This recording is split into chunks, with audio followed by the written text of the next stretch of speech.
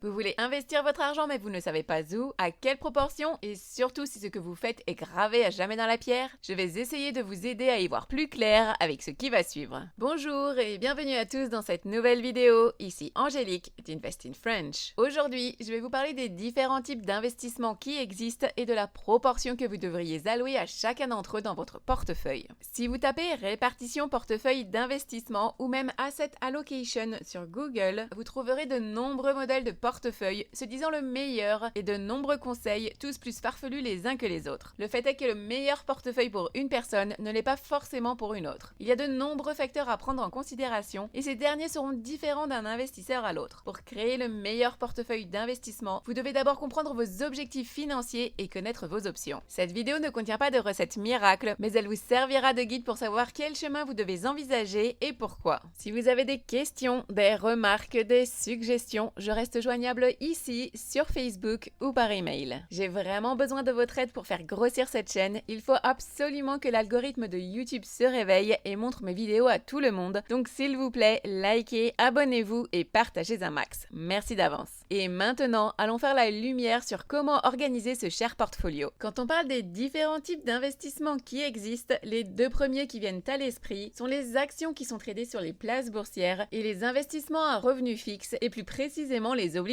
Mais en fait, il existe tellement plus de possibilités que ça. Bien sûr, les actions de compagnie sont les investissements numéro 1 car ils sont les plus simples à acheter, vendre et posséder de nos jours. Mais dans cette catégorie actions, il y a aussi les ETF, les REITs et les fonds communs de placement qui sont tout aussi importants. Et quand on parle d'investissement à revenus fixes, on pense obligations, mais on a aussi les certificats de placement garantis ou GICs. Personnellement, je mets aussi l'argent liquide dans cette catégorie car à aucun moment mon argent resterait là à ne rien faire au lieu de se reproduire généreusement. Il me rapporte donc un revenu fixe et a tout à fait sa place dans cette catégorie. Mais pour ceux qui laissent leur argent là à ne rien faire dans un compte chèque, alors là, c'est tout autre chose. En plus de ces deux catégories populaires, il existe d'autres possibilités, aussi appelées investissements alternatifs ou réels, comme l'immobilier, les matières premières, je pense ici à l'or et l'argent, le capital investissement quand on investit dans une compagnie non cotée en bourse, mais on a aussi l'art et autres objets de collection et même les crypto-monnaies. Ce sont des biens physiques qui peuvent prendre de la valeur mais qui ne génèrent pas de revenus. Cependant, certains peuvent avoir leur valeur qui varie beaucoup et être plus ou moins risqués. On les utilise surtout pour diversifier son portefeuille et se protéger contre l'inflation. La répartition de vos actifs repose sur le concept de diversification. Cela signifie répartir vos investissements entre différents types d'actifs afin de réduire les risques et d'augmenter le potentiel de rendement. La diversification consiste à ne pas mettre tous ses œufs dans un même panier mais dans plusieurs. Les actions peuvent se porter bien en période de croissance économique, tandis que les obligations peuvent mieux performer en période d'incertitude économique. L'immobilier peut fournir un revenu stable et continu, ainsi qu'une plus-value sur le long terme. L'idée est que même si l'économie est en baisse et que les actions chutent, d'autres actifs comme les obligations, l'immobilier et l'or peuvent offrir de meilleures performances et éviter des pertes importantes. On veut tous éviter les pertes le plus possible, n'est-ce pas? Et dans un monde idéal, on aurait tous que des rendements positifs sans aucune perte. Mais la réalité est qu'en général, rendement et risque vont de pair. Pour de meilleurs résultats, il faut prendre un risque plus élevé. Pas de risque, pas de gain. Cependant, tout le monde n'est pas prêt à prendre des risques, ce qui est compréhensible car chacun est à des étapes différentes de sa vie, a des emplois plus ou moins stables, des conditions de santé différentes et des situations de vie à l'opposé. Une personne qui soutient ses parents souffrants pourrait ne pas vouloir investir 90% de son capital dans des actions à forte volatilité. En revanche, une personne célibataire disposant d'un emploi stable, gagnant 100 000 $ par an et ayant un side hustle lui rapportant 10 000 $ par mois pourrait totalement se permettre d'investir 100% de son capital en actions. À noter aussi qu'au sein de chaque catégorie d'actifs, il y a une diversification possible de deux façons différentes, tout d'abord par secteur et puis par emplacement géographique. Il existe 11 secteurs d'investissement principaux selon le Global Industry Classification Standard, qui sont les services de communication, les biens de consommation de base, les biens de consommation discrétionnaire, l'énergie, les finances, la santé, les industries, les technologies de l'information, les matériaux, l'immobilier et les services publics. Et pour les zones géographiques, il y en a 4 majoritaires qui sont l'Amérique du Nord avec le Canada et les États-Unis, l'Europe, l'Asie-Pacifique et les pays émergents. Vous devez aussi vous demander à quel niveau de liquidité vous voulez que vos investissements soient. Le cash et les certificats de placement garantis sont très liquides. Ces derniers ne rapportent pas beaucoup d'intérêt, mais vous pouvez généralement les clôturer en quelques jours et récupérer votre argent, même si une pénalité peut s'appliquer. Si vous investissez dans l'immobilier et achetez des actifs physiques, ce n'est pas aussi liquide. Et si vous immobilisez tout votre argent dans un ou plusieurs biens, vous pourrez les vendre, mais à quel prix et surtout en combien de temps? C'est exactement pareil si vous investissez dans le food truck de crêpes de votre meilleur ami. Pour récupérer votre argent, ça sera beaucoup plus compliqué et même impossible au tout début du processus. Les actions et les obligations, quant à elles, sont liquides car elles sont négociées en bourse et vous pouvez les vendre à tout moment, sauf bien entendu les week-ends et jours fériés. Mais pareil, si vous êtes pressé et que vous les vendez au mauvais moment, vous pourriez aussi perdre beaucoup d'argent. Différents actifs veulent dire liquidités différentes. Lorsque vous constituez votre portefeuille d'investissement, il est donc important de vous demander quel niveau de liquidité vous avez ou pourriez avoir besoin dans un avenir plus ou moins proche. J'ai un travail qui paye bien, mais qui est très irrégulier. Je peux être des mois sans avoir quoi que ce soit. Beaucoup ne pourraient pas avoir la vie que je mène, et c'est pour cela que j'ai un profil plutôt conservateur et surtout que j'ai un fonds d'urgence plus important que la moyenne, juste au cas où. Je pourrais totalement le réduire et être plus agressif dans mes investissements, mais si jamais un incident arrive, je préfère avoir les devants et conserver un peu plus d'argent liquide pour ma tranquillité d'esprit. Ça ne m'empêche pas de faire mon maximum pour que cet argent me rapporte le plus possible en tout temps et qu'il voyage beaucoup de banque en banque pour récupérer le plus d'intérêt possible. Chaque investisseur est différent avec sa propre tolérance au risque. Suivant votre profil de risque, vous pouvez envisager d'investir dans un ou plusieurs ou tous ces types d'investissements. Lorsque vous investissez votre argent, vous prenez un risque et même si vous ne l'investissez pas et que vous le laissez simplement sur un compte courant, vous prenez tout de même un risque. Et même en le gardant sous votre matelas, vous prenez un risque aussi. Le risque zéro n'existe pas quand on parle d'argent. Chaque classe d'actifs présente un niveau de risque spécifique. Les actions sont généralement considérées comme les plus risquées. Le cours des actions fluctue en fonction des performances de l'entreprise et de la conjoncture économique. Si le cours de l'action chute de 50% et que vous souhaitez vendre, vous perdrez la moitié de votre investissement. À l'inverse, si son cours triple, c'est banco pour vous. À l'opposé des actions, on a les obligations. Pour une obligation, vous prêtez de l'argent à un État ou à une entreprise pour une durée déterminée et recevez en retour un taux d'intérêt fixe, également appelé coupon. Quelle que soit la performance de l'entreprise, tant que celle-ci ne fait pas défaut, elle est tenue de vous rembourser votre capital de départ et de vous payer vos intérêts. Ce taux peut varier de 1 à 4% pour les obligations d'État et jusqu'à plus de 8% pour les obligations d'entreprise. L'un des principaux risques des obligations est le risque de défaut, c'est-à-dire que l'émetteur ne puisse pas rembourser le capital. Donc méfiez-vous des obligations à haut rendement qui peuvent offrir des coupons de 12% ou plus car elles présentent un risque de défaut plus élevé et offrent donc en compensation des taux de coupons plus importants. Dans la classe d'actifs des obligations, le risque varie fortement en fonction de l'émetteur de cette dernière. Une obligation avec une note AAA sera beaucoup moins risquée qu'une obligation avec une note C. L'argent liquide et ses équivalents sont traditionnellement considérés comme les placements les plus sûrs, cependant ce n'est pas totalement vrai. Prenons l'exemple d'un certificat de placement garanti. Lorsque vous l'achetez, généralement auprès d'une banque, votre capital est protégé. Disons que c'est 10 000 $ et vous obtenez un rendement garanti de 3% par an. Bien que le capital et les intérêts soient garantis, beaucoup oublient qu'il y a le risque d'inflation. C'est un élément à prendre en compte pour tout investissement. Avec le taux d'inflation situé entre 2 et 4% au cours des 5 dernières années au Canada, hors répercussion de la pandémie, et au-dessus de ça si on rajoute les impôts, quel est le taux de rendement réel obtenu? Du 1%, voire 0 ou même négatif dans le pire des cas? Pas génial, n'est-ce pas? C'est pourquoi, pour n'importe quel investissement que vous envisagez de faire, assurez-vous d'utiliser au maximum vos comptes enregistrés, c'est-à-dire ceux à avantages fiscaux. Investissez en priorité dans votre TFSS-LI, RRSP REER et FHSA CELIAP.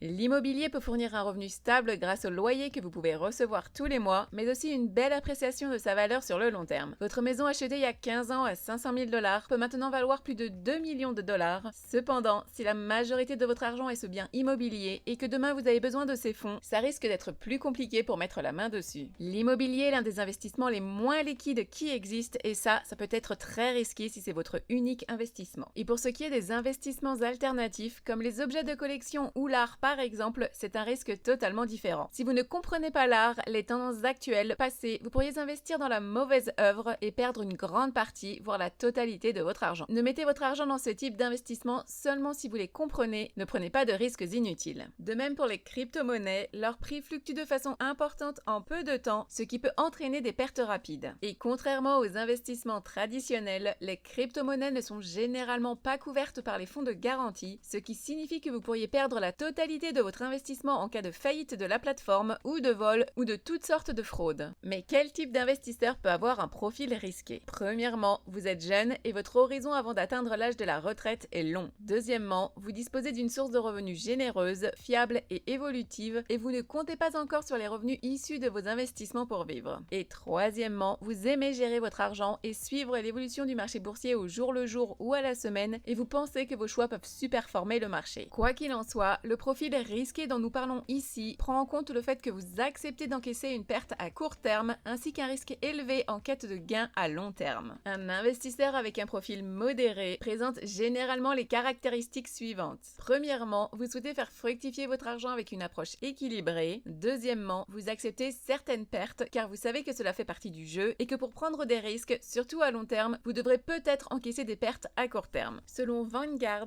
un portefeuille composé de 60% d'actions et de 40% d'obligations a enregistré un rendement moyen de 8,8% entre 1926 et 2024, mais certaines années, ce portefeuille a enregistré une perte de plus de 26% sur une seule année. Et le troisième type d'investisseur est celui qui a une approche conservatrice et présente ses caractéristiques. Premièrement, vous avez une approche prudente qui ne souhaite pas se soucier de l'évolution quotidienne du marché. Deuxièmement, vous êtes réticent au risque et privilégiez la préservation du capital. C'est le profil de risque idéal pour les investisseurs à l'approche de la retraite. Il existe une règle bien connue de répartition des actifs basée sur l'âge et c'est la règle des 100. Pour déterminer le pourcentage de vos actifs à investir en actions, prenez 100 et soustrayez votre âge. Si vous avez 25 ans par exemple, ça serait 100 moins 25 égale 75% en actions. Si vous avez 45 ans, ça serait 100 moins 45 égale 55% en actions. Cette règle est bien pour vous donner une idée générale de quoi faire, les grandes lignes, mais vous ne devriez pas la suivre à la lettre. Si vous avez 20 ans, selon cette règle, vous devriez investir 80% en actions. À cet âge, vous avez encore beaucoup de temps devant vous et de nombreux risques d'échec. Votre portefeuille pourrait être entièrement détruit en quelques années, mais même ainsi, vous auriez encore le temps de vous relever, de repartir de zéro, de tout reconstruire et de vivre confortablement durant vos vieux jours. 80% c'est bien, mais vous pouvez totalement être à 100% en actions à cet âge. Si vous avez 85 ans, selon cette règle, vous devriez investir 15% de votre portefeuille en actions et 75% en actifs à revenus fixe. Ce qui est tout à fait logique car à cet âge, vous devez être davantage soucieux de préserver votre capital et d'obtenir un rendement de base pour couvrir vos dépenses courantes. En aucun cas, vous ne devriez vous soucier de doubler votre portefeuille dans les 5 prochaines années. Donc là aussi, si vous voulez être plus à 90% en revenus fixes et 10% en actions, c'est très bien aussi. Après, comme pour toutes les choses dans la vie, il y a des exceptions. Si par exemple vous avez 75 ans et êtes multimilliardaire, vous n'avez pas besoin de protéger vos investissements autant que la majorité de la population. Vous pouvez tout à fait être à 100% dans les actions et vous amuser avec le risque. Personnellement, je ne respecte pas cette règle, mais j'ai commencé à introduire des obligations dans mon portefeuille d'investissement pour avoir toujours cette entrée d'argent fixe et sûre sur le long terme. Et vous, où en êtes-vous dans votre répartition d'actifs ? Un autre élément à prendre en compte dans la répartition de vos actifs est votre horizon de placement. Pendant combien de temps comptez-vous investir dans cet actif? Si vous prévoyez d'investir votre argent pendant 1 ou 2 ans avant de devoir le retirer pour acheter votre maison, il est plutôt déconseillé d'investir dans des actions très volatiles. Les actions sont des titres de participation dans une entreprise. Si l'entreprise se porte bien et que la demande est forte, son cours augmente. Si vous avez acheté une action à 50$, qu'elle vaut maintenant 100$ et que vous la vendez, vous réaliserez un gain en capital de 50$ avant impôt. L'entreprise peut également vous verser des dividendes tant que vous êtes actionnaire avec un rendement qui peut varier de 0,1 à 10%, vous permettant ainsi de générer des revenus supplémentaires. Mais contrairement à une obligation ou à un certificat de placement garanti dont l'émetteur est responsable du remboursement du capital, l'action ne vous confère pas les mêmes droits. Si son prix va à la baisse et que vous devez vendre pour récupérer votre argent, vous ne récupérerez que la valeur actuelle et pas votre mise de départ. Si cette même action que vous avez achetée 50$ est maintenant à 10$ et que vous devez absolument la vendre, eh bien en vendant votre part, vous ne récupérerez que 10$ et vous aurez donc perdu 40$ dans l'histoire. Le cours d'une action peut fluctuer à la hausse ou à la baisse, c'est pourquoi il est essentiel de comprendre les fondamentaux d'une entreprise avant d'investir dedans. Lire les bilans annuels, trimestriels, comprendre un minimum les chiffres issus de ses résultats, ainsi qu'avoir quelques bases de gestion d'une entreprise. Le problème, c'est qu'avec les investisseurs comme vous et moi, on n'a pas forcément le temps de le faire tous les trimestres connaître et encore moins les compétences adéquates. C'est pourquoi beaucoup d'investisseurs choisissent d'acheter des ETF et des fonds indiciels. Un ETF est un panier ou une enveloppe contenant différentes actions, obligations, fonds, etc.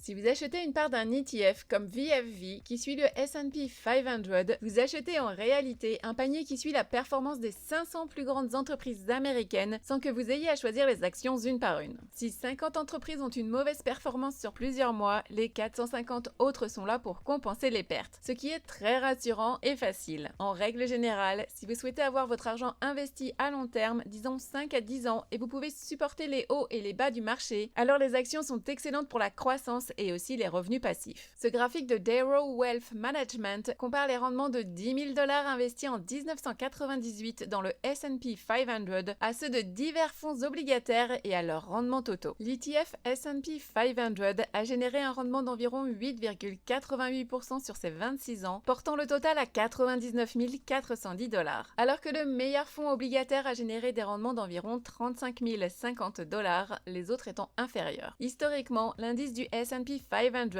a en moyenne rapporté du 9 à 10% par an depuis 1957, alors que les rendements obligataires sont généralement beaucoup plus faibles. Ce graphique montre cependant que le marché n'affiche pas une performance positive tous les ans. Si l'on se penche sur les 50 dernières années, on constate qu'il y a quelques années qui ont été marquées par des baisses de 20%, voire plus. Après avoir vu tous ces points, je vais vous proposer une répartition d'actifs suivant votre âge et votre profil de risque pour votre portefeuille d'investissement. Je vais vous donner la proportion d'actions, d'obligations, d'argent liquide et d'actifs alternatifs en fonction de votre dizaine et du profil de risque. Dans la catégorie actions, il y a aussi les ETF et les REITs. Et dans la catégorie actifs alternatifs, il y a l'immobilier, les matières premières, les crypto-monnaies, les objets de collection et l'art. Si vous êtes dans la vingtaine, vous devriez être aussi agressif que possible car c'est à cet âge qu'il vous reste le plus de temps avant la retraite. La plupart des gestionnaires de portefeuille s'accordent à dire qu'il est préférable d'être agressif en investissant 100% en actions à cet âge, puis en réduisant progressivement cette volatilité au fil du temps. Voici quelques exemples de répartition pour cette dizaine. Si votre profil est plutôt risqué, comme on vient de le voir, vous devriez investir à 100% dans les actions et 0% dans le reste. L'hypothèse est qu'en cas de repli des marchés boursiers dans les 10 ou 20 prochaines années, ou de perte d'une partie ou de la totalité de vos actifs, vous avez encore beaucoup de temps pour regagner le terrain perdu et toutes les pertes essuyées. Si vous êtes plutôt dans la zone risque modéré, vous pourriez investir 90% en actions, 5% en obligations et 5% en cash. Et si vous êtes conservateur, vous pourriez opter pour un 90-10, soit 80% d'actions, 10% en obligations et 10% de cash. En ce qui concerne les placements, rien de mieux que des ETF pour la catégorie actions, et vous avez par exemple XUU.TO, XQT.TO, VCN.TO, Kilo.TO, VOO et SPY. Et pour les fonds obligataires, vous pouvez opter pour du ZAG.TO, XHY.TO, BND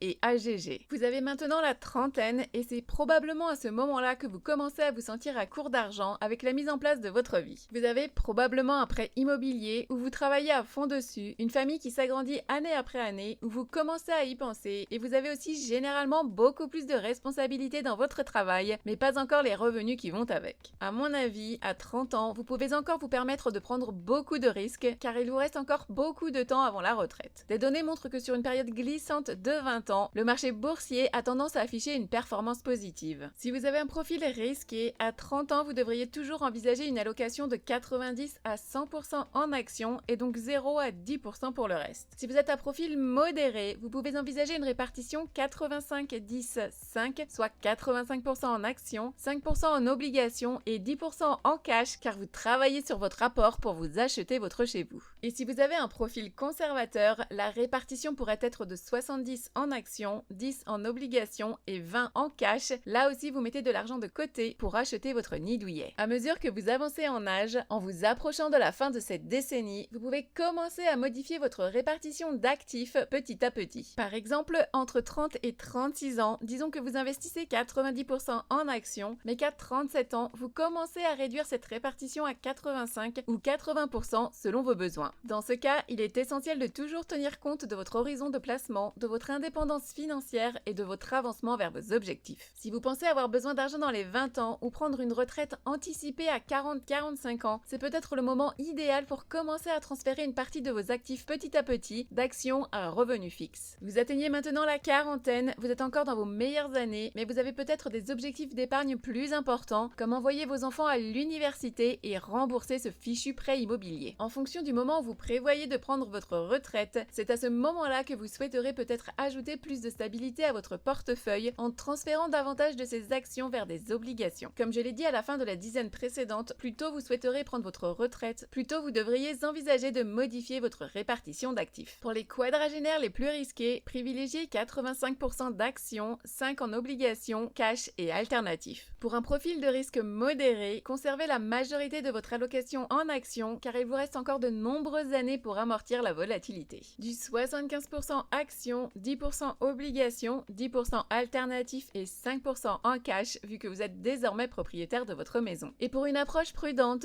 optez pour une répartition 60% en actions, 15% en obligations et alternatifs et 10% en cash. Là aussi, vous êtes devenu propriétaire. Encore une fois, si vous êtes à plus de 20 ans de la retraite, vous pourriez probablement encore vous permettre une approche modérée, voire risquée. À l'approche de la cinquantaine, il est temps de commencer à se demander quand sera le bon moment de prendre votre retraite, plutôt dans les 10 ans ou encore 20 ans de dur labeur. La stratégie la plus audacieuse à 50 ans serait donc une répartition 80 en actions, 10 en alternatifs et 5 en obligations et cash, et même cela me semble un peu trop risqué. L'approche modérée vous situe à 70% en actions, 15 en obligations, 10 en alternatifs et 5 en cash. Alors que l'approche conservatrice serait plus du 50% en actions, 20 en obligations et alternatifs et 10 en cash. À ce stade, votre capital devrait être bien garni. D'après Fidelity Canada, le solde moyen d'un REER pour les 55-64 ans est de seulement 120 000 $, ce qui est très peu et vous devriez viser au moins le double. Idéalement, vous devriez consacrer environ 15 à 20% de votre salaire à l'épargne et à la retraite à cet âge, tout en essayant de maximiser vos gains et en réduisant vos risques. Je sais, c'est plus facile à dire qu'à faire, mais l'idée est la suivante. Vous ne voulez pas tout risquer à cet âge et la préservation de votre capital devient une priorité. À 15 ans de la retraite, le marché boursier présente de nombreuses périodes de 15 années où l'on peut encore perdre beaucoup d'argent, donc soyez prudents dans vos risques. Passons maintenant à la soixantaine. C'est généralement la décennie où l'âge de la retraite sonne, ce qui est une excellente chose. Une fois cette décennie atteinte, votre répartition d'actifs se déplacera probablement beaucoup plus vers les investissements à revenus fixes et moins vers les actions, et vous pourrez peut-être aussi accumuler plus d'investissements liquides. Si vous avez un profil risqué à 60 ans, je me demande d'abord pourquoi vous êtes encore risqué à cet âge, mais si vous l'êtes, c'est peut-être parce que vous pourriez avoir besoin de rattraper votre retard ou que vous n'avez même pas besoin de votre capital retraite pour passer une bonne retraite. Autrement dit, vous êtes déjà très riche, alors là, je comprendrais mieux. Donc, une personne au profil risqué à cet âge aurait 75% d'actions, 15 en alternatifs et 5 en obligations et cash. Cependant, la plupart des retraités auront probablement une approche modérée ou conservatrice pour cette tranche d'âge, notamment parce qu'ils comptent sur leur capital pour la tant attendue retraite. Un profil de risque modéré à cet âge devrait être de 60% en actions, 20 en obligations, 15 en alternatifs et 5 en cash. Et un profil de risque conservateur devrait être à l'opposé du 40% en actions, 30% en obligations, 20 en alternatifs et 10 en cash. À mesure que vous avancez dans votre retraite, vous avez maintenant 70, 75 puis 80 ans, la part de vos actions devrait commencer à se réduire drastiquement en passant de 20 à 15 puis 10%. Et à l'opposé, celle des autres catégories devrait augmenter jusqu'à 80 et même 90%. Si vos investissements ne couvrent pas le taux de retrait de 4% et que vous avez déjà 65 ans, vous devriez peut-être envisager de travailler encore quelques années ou prendre des risques beaucoup plus importants, mais ça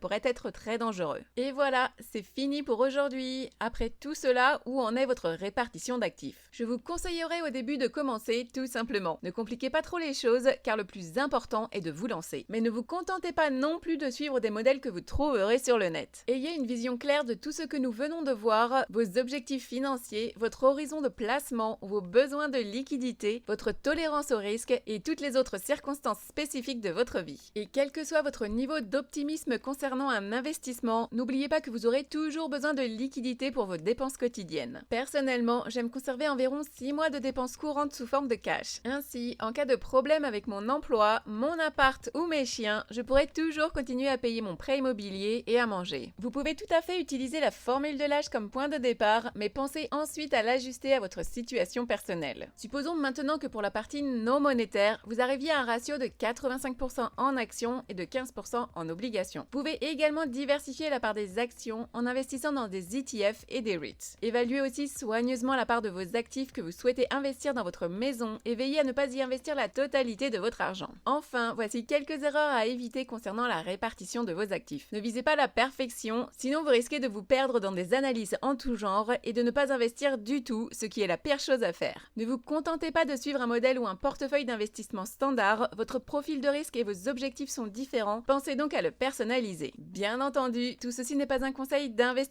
en quoi que ce soit, cette vidéo est faite à but éducatif et de divertissement uniquement, je ne suis en aucun cas un conseiller financier ou un expert comptable. S'il vous plaît, ne suivez pas mes conseils aveuglément, faites vos propres recherches et n'investissez que dans ce que vous comprenez et que vous respectez. Merci à tous de votre fidélité, n'oubliez pas de liker cette vidéo, de vous abonner à la chaîne et de commenter. Merci encore et à bientôt!